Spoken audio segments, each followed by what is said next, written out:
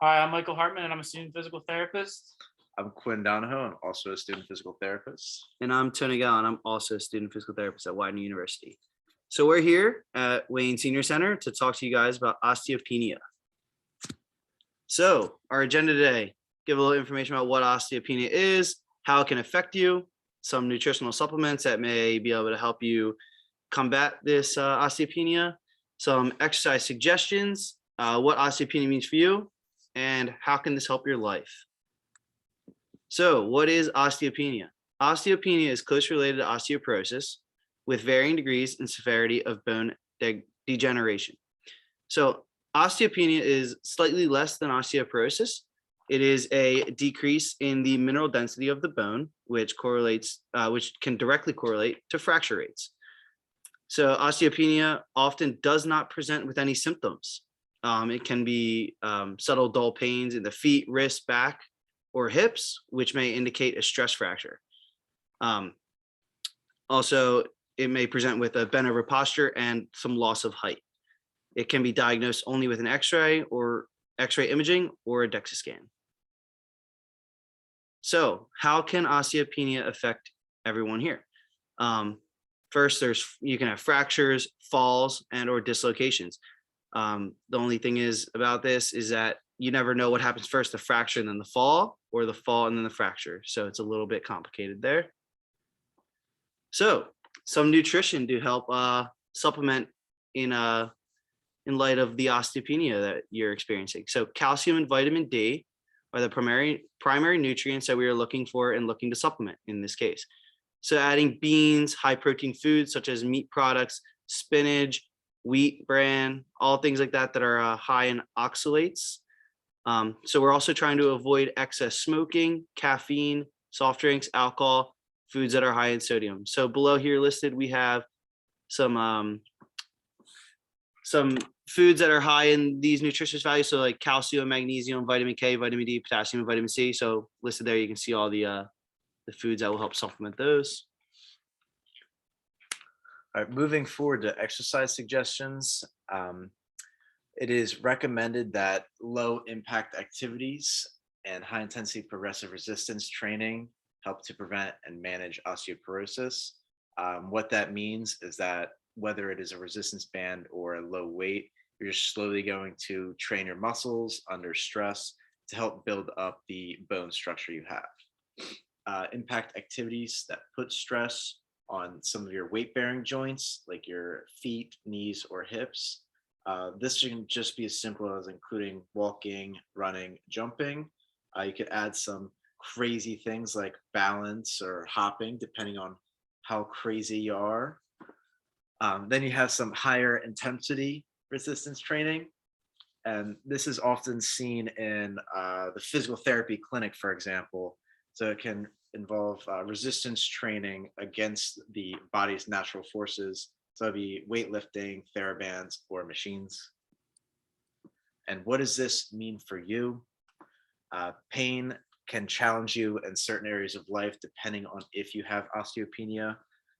It can impact you with your hygiene and grooming, bathing, putting on clothing, going to the restroom, mobility, etc.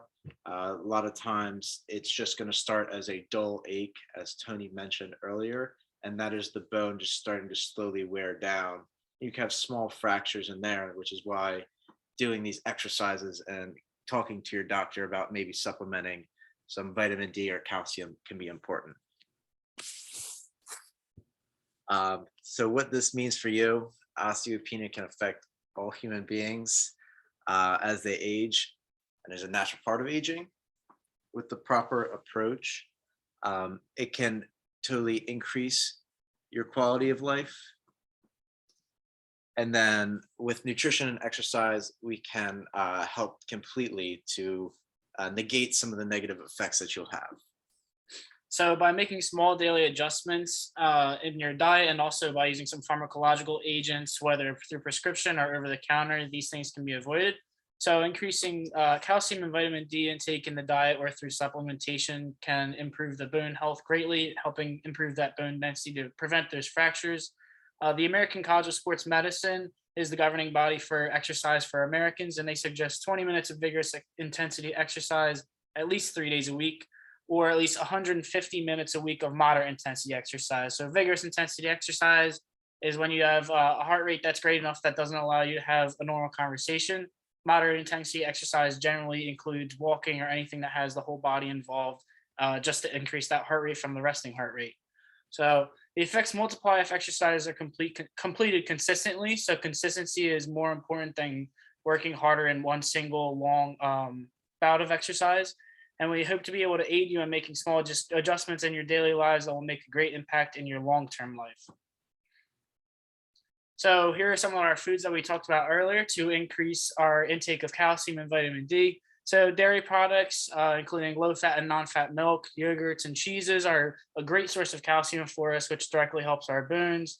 And some of the dairy products are also fortified with vitamin D. So dairy can be really important to help us get both of those nutrients. For fish, canned sardines and salmon with bones can help to increase calcium intake as well. Fatty varieties of salmon, mackerel, tuna, and sardines help with vitamin D. For fruits and vegetables, any leafy greens generally have a lot of calcium in them, so including collard greens, cabbage, mustard greens, broccoli. And then spinach can also help with magnesium as well, along with beet greens, okra, artichokes. Even potatoes and sweet potatoes are a great source of magnesium for you. For potassium, we want to focus on the reddish colored foods, so tomato products, raisins, potatoes, and then again, spinach and sweet potatoes, oranges and orange juice. For vitamin C, red peppers, green peppers, oranges, grapefruits, broccoli, strawberries, Brussels sprouts, they can all help you. And then for vitamin K, again, those dark green leafy vegetables can help us check a lot of our boxes, trying to get a lot of those different nutrients that we need.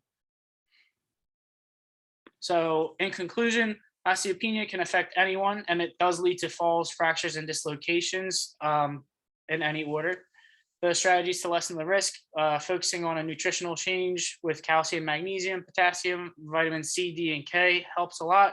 And exercise through cardio, impact exercise, or resistance training, progressive and non-weight bearing can all help to increase bone density and prevent the effects of osteopenia.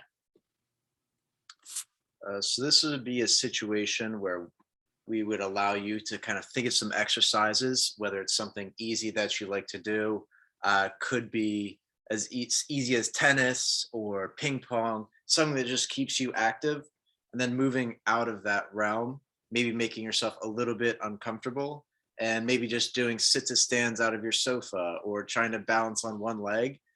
Just things like that would be something to consider when trying to increase your overall physical activity to help those bones get stronger, as well as your muscles. So take a minute after this presentation's over and really think about things that could help you moving forward. Doesn't have to be super complex, but thank you very much.